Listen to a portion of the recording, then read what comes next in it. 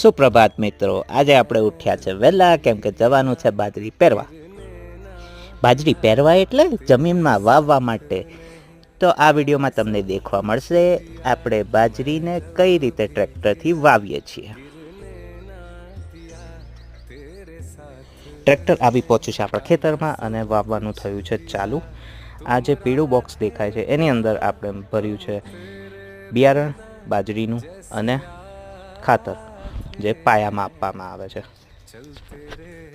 અને આ પીળી પાઇપો દ્વારા ખાતરને બિયારણ માટીમાં દટાઈ જાય છે. આ છે ખાતર અને બિયારણનું મિક્સચર, જેમાં DAP NPK વાપરવામાં આવ્યું છે. અને આ આપણું વાવેતર થઈ ગયું છે પૂરું અને ટ્રેક્ટર આવ્યું છે આપણા નિવાસ સ્થાને.